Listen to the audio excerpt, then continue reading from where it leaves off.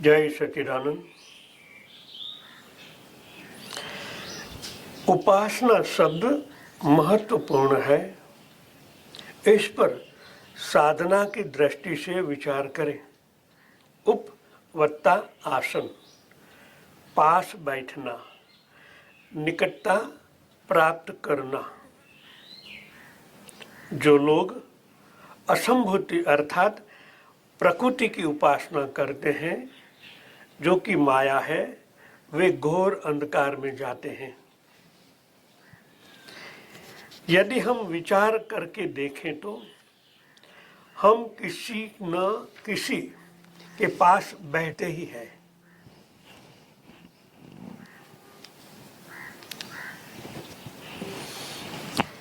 सिद्धांत के तौर पर देखते तो जब हम संसार के पास बैठे हैं तब परमात्मा से दूर है। यदि शरीर के निकट बैठे हैं तो आत्मा से दूर है। इसलिए हमारी उपासना निरर्थक हो जाती है। उदाहरण, एक व्यक्ति जिसकी भोजन में बहुत रुचि है, वह व्यक्ति बार बार भोजन का स्वाद लेता है। ऐसा व्यक्ति जिह्वा इंद्रिय के पास बैठा है। उनकी जिह्वा रस स्वाद, बार बार उनको रस स्वाद के ही विचार आएंगे, क्योंकि मन में जो छवि अंकुरित होती है तो दूसरी सब जो इंद्रियां है उनका शोधन में लग जाती है। मन में भोजन का विचार आया तो बुद्धि प्रकट होने लगती, कहाँ से मिलेगा, जो मेरी इच्छा है ऐसा भोजन कहाँ से मिलेगा। बुद्धि ने सुझाव दिया और चित्त में वो प्रकट होगा, हाँ उस जगह ऐसा देखा था, और हम सक्रिय हो जाएगा वो लेने के लिए। तो जैसे जैसे वो आगे बढ़ता जाएगा वैसे वैसे आत्म तत्व से दूर होता चला जाएगा, माया के साथ कनेक्टेड हो जाएगा, आत्मा से अलग हो जाएगा, कि बाह्य गमन कर दिया।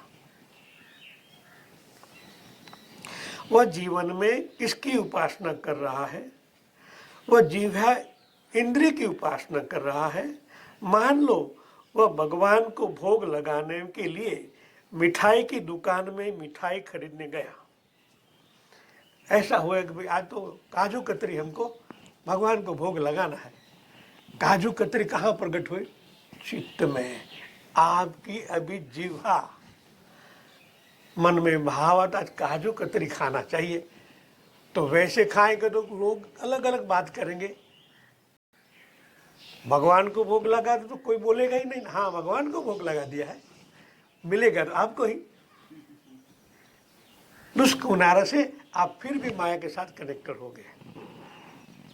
भगवान को भोग लगाने के लिए मिठाई की दुकान में मिठाई खरीदने गया।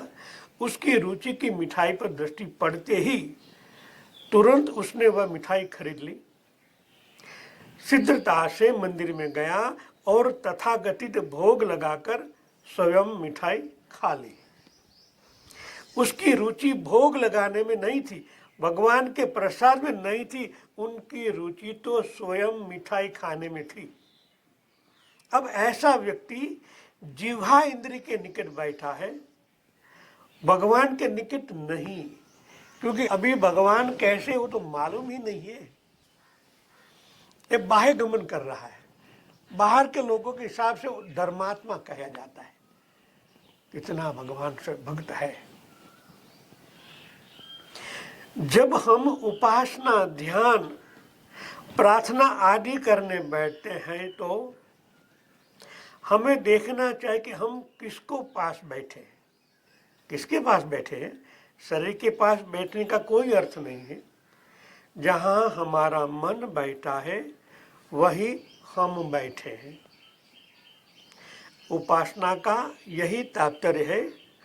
हमारा मन यदि संसार के निकट बैठा है तो हम आश्रम में रहकर भी परमात्मा से दूर है। हमें चिंतन करना चाहिए, कभी हम यहाँ आश्रमवासी हैं इनको भी, हम परमात्मा से संलग्न कितनी बार रहते हैं और माया के साथ कितना लगाव है हमारा।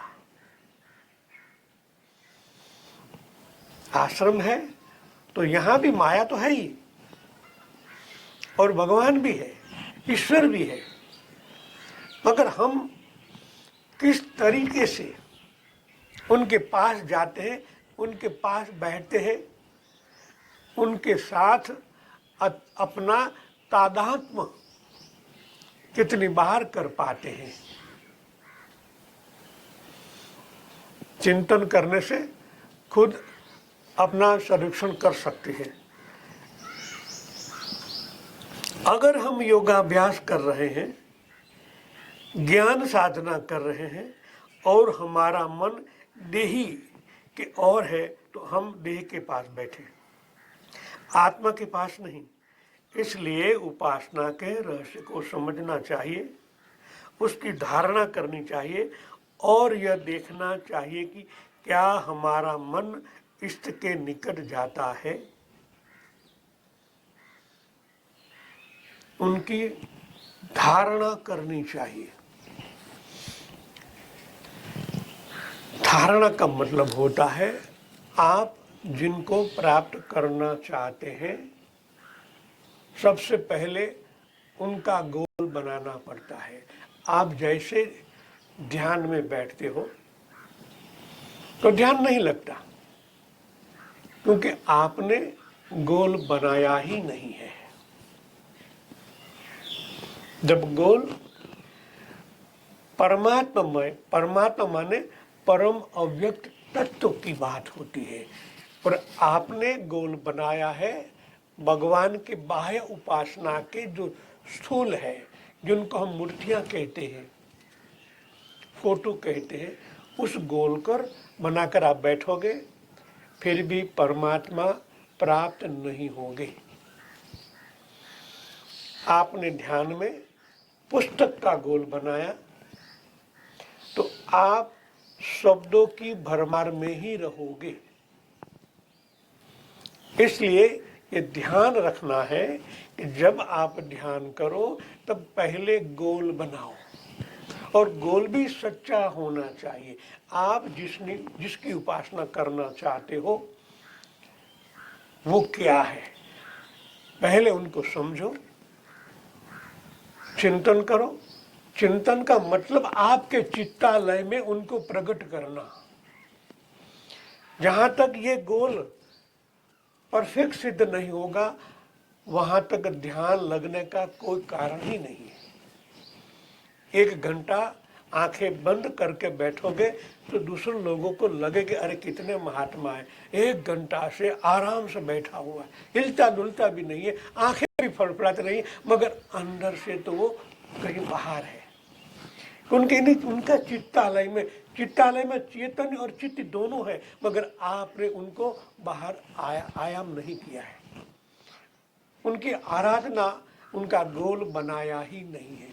हर दिन करना चाहिए, हर दिन, इसलिए कि आप ध्यान करके जैसे बाहर आते हो, फिर माया को लेके अंदर जाते हो, तो गोल माया बन जाएगी, परमात्मा नहीं।